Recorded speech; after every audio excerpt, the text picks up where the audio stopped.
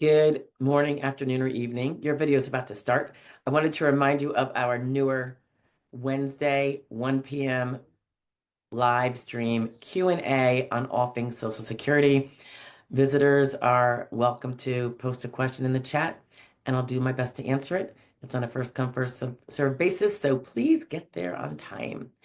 Otherwise, if you care to be a member and get some different kinds of perks, feel free to click the join button below or just click it to learn about them.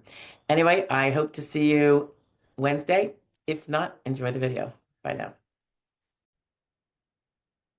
Let's look at the differing rules that apply to self-employed disabled people collecting Social Security disability and how they're a little bit different than SGA, the limited SGA analysis for a W-2 worker that works for a whole nother company, not them just themselves. So it's a big long section here. Let me just tell you the name of it. It's section 404.1575. It's called Evaluation Guides if you are self-employed. I'm just going to hop down to the section number 2 that says General Rules for Evaluating Your Work Activity if you are self-employed. It says, we will consider your activities and their value to your business to decide whether you have engaged in substantial gainful activity if you are self-employed. We will not consider your income alone because the amount of income you actually receive may depend on a number of different factors, such as capital investment and profit sharing agreements. We will generally consider work that you are forced to stop or reduce below SGA after 6 months or less because of your impairment as an unsuccessful work attempt.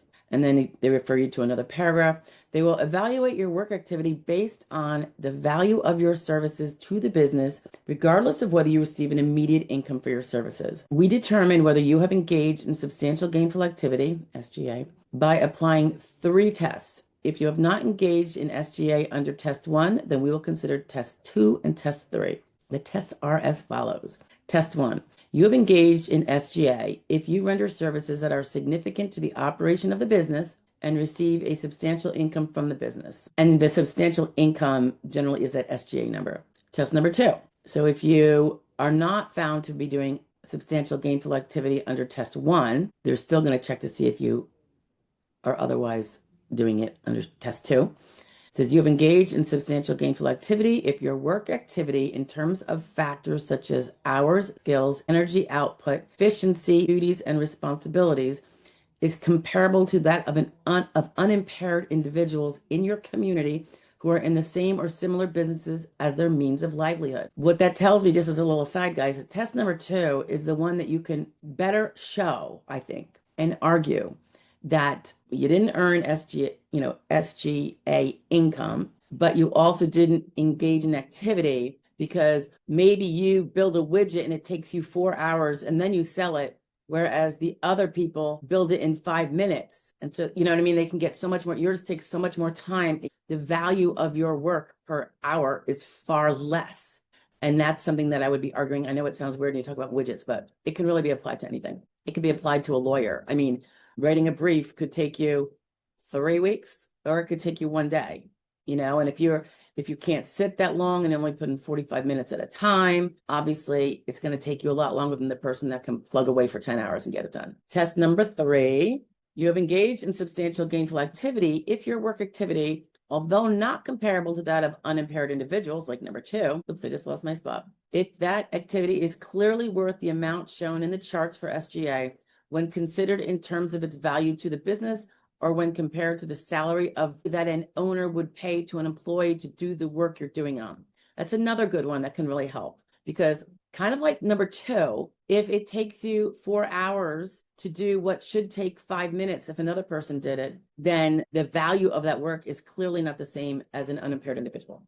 And that's what you want to get at. So that's where some of those descriptions are going to be important when you're describing how you do it. There is more to this, guys. They have a different standard for if you've been collecting for less than 24 months or more than 24 months. There's some different things about being a farm landlord, all sorts of different details in here. And I will try to remember to post the link to this particular code section so you can see it, because it is important for self-employed people. Let me just see one more thing too. Of course, I can't find it when I need it. All right. I wanted to go into a little bit that 45-hour business we talk about. In a different section lower on, right underneath the 3 tests, they said, what do we mean by significant services? It says, if you are not a farm landlord and you operate a business entirely by yourself, Any services that you render are significant to the business. In theory, then, guys, if you're an Uber driver, you're self-employed because you get a 1099. So you are giving significant services to your own business. If your business involves the services of more than one person, we will consider you to be rendering significant services if you contribute more than half the total time required for the management of the business.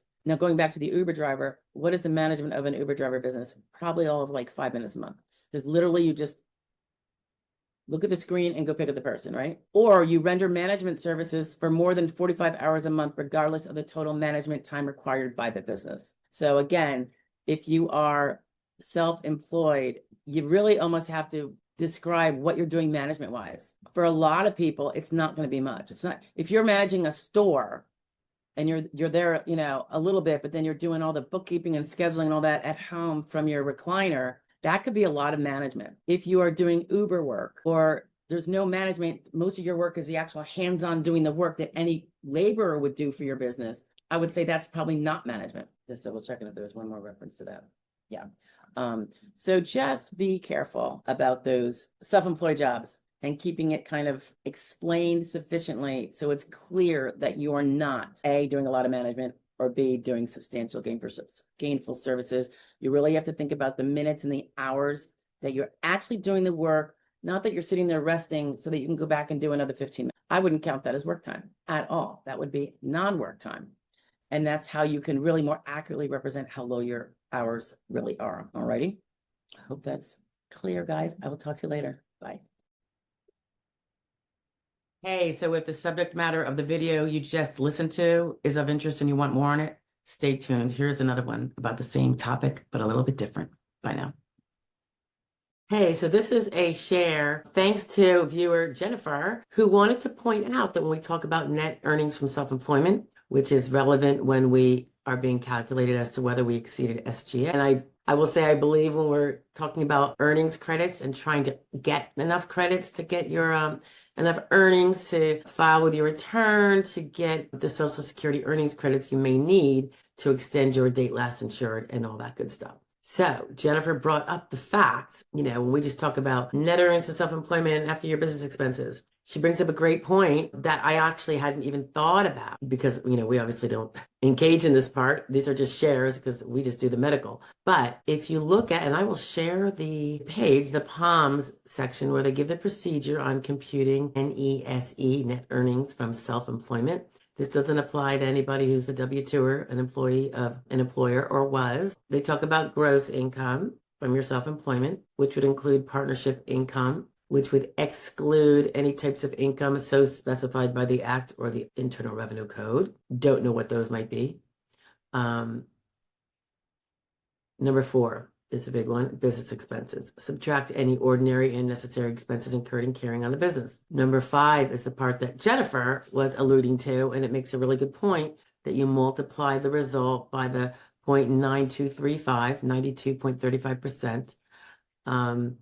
Which has to do with the half of the taxes paid on our income that goes to half of the Social Security taxes that we pay. As you know, self-employed people pay both halves, the employer side and the employee side. Employees only pay the employee side by someone else. The employer is paying that other half for them directly, not even withholding it. They withhold the employee's amount, then they take out of their own pocket the other half and basically subsidize the tax due for the employees, but self-employed people don't have that luxury, I being one of them. So